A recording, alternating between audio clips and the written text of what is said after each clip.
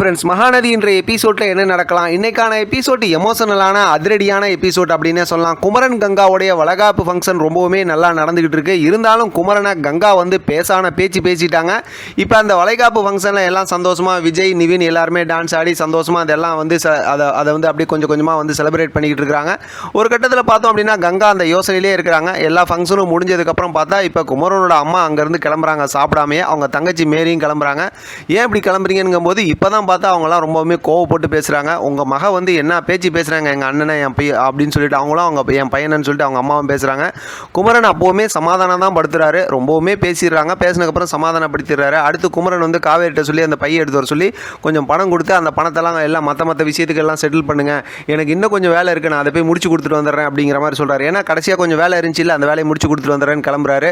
அந்த நேரத்தில் பார்த்தோம்னா ரொம்பவுமே எமோஷனலான பேச்சு தான் பேசுகிறாங்க. இப்போ குமரன் வந்து ரொம்ப எமோஷனலாக பேசுகிறாரு. ஏற்கனவே சொல்லியிருக்கணும் அப்படிங்கிற மாதிரி எல்லாம் சொல்கிறாங்க. அப்போ கங்கா கிட்டே வந்து ஏற்கனவே சொல்லியிருந்தா மட்டும் என்ன சொல்லியிருப்பேன், நீ நம்பாம தான் பேசிக்கிட்டு இருந்த அப்படின்னு சொல்லிட்டு ரொம்ப எமோஷனலாக பேசுகிறாங்க. இப்போ சாரதா காவேரியோட அம்மா இருக்காங்கல்ல, அவங்களுமே ரொம்பவுமே பேசுகிறாங்க. சூப்பரான ஒரு எமோஷனல் மூமெண்ட்டாக இருக்குது. இன்றைக்கான எபிசோட்டை பொறுத்த வரைக்கும் நம்ம குமரனுக்கான எபிசோட் அப்படின்னு தான் சொல்லணும்.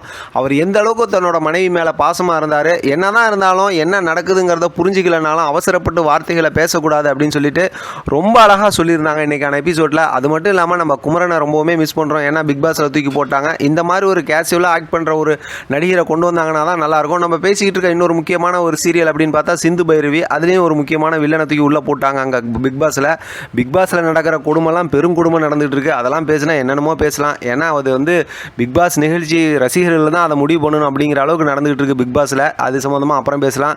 நம்ம குமரன் வந்து அங்கே போய் பாவம் மாட்டிக்கிட்டு முழிக்கிறாரு அப்படின்னு தான் சொல்லணும். ஏன்னா நம்ம குமரனோட கேரக்டருக்கும் பிக் பாஸுக்கும் செட் ஆகாத மாதிரி தான் தோணுது.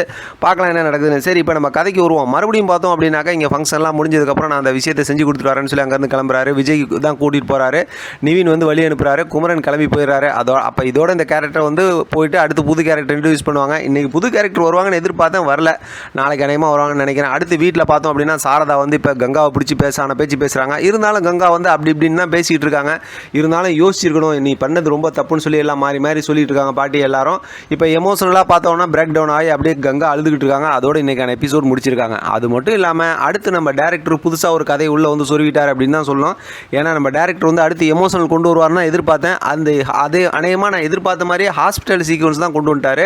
ஏன்னா இப்போ காவேரி அங்கே ரோட்டில் நின்று மொபைல் பார்த்துட்டு இருக்காங்க. இப்போ பசுபதி காரை வச்சு நேராக போய் காவேரி மேலே இடிக்கிற மாதிரி காட்டுறாங்க அந்த ப்ரொமோவில். கண்டிப்பாக ஆக்சிடென்ட் பண்ணுறதுக்கு நிறைய வாய்ப்பு இருக்குது. ஏன்னா அடுத்து இவங்களுக்கு ஒரு ஸ்ட்ராங்கான ஸ்டோரினா இந்த ஸ்டோரியை தான் கொண்டு வந்தாகணும் அப்படிங்கிற மாதிரி தான் யோசித்தோம். நான் என்ன நினச்சேன்னா விஜய்க்கு ஏதாவது ஆக்சிடென்ட் ஆகுமோ அப்படிங்கிற மாதிரி யோசித்தேன். ஆனால் பார்த்தா இப்போ காவேரிக்கு இந்த மாதிரி பண்ணுறாங்க. ஆனால் காவேரிக்கு ஆக்சிடென்ட் ஆகிறதுக்கு வாய்ப்பு இல்லை. ஏன்னா அவங்க ப்ரெக்னெண்ட்டாக இருக்காங்க. அதனால் இது என்ன ட்விஸ்ட் அப்படிங்கிறது ஒன்றும் புரியல. வெயிட் பண்ணி பார்க்கலாம் என்ன நடக்குதுன்னு. இதை பற்றின உங்களோட கருத்து கமெண்ட் பாக்ஸில் தெரியப்படுத்துங்க. தொடர்ந்து ஆதரவு கொடுங்க. தேங்க்யூ ஃப்ரெண்ட், தேங்க்ஸ் ஃபார் வாட்சிங்.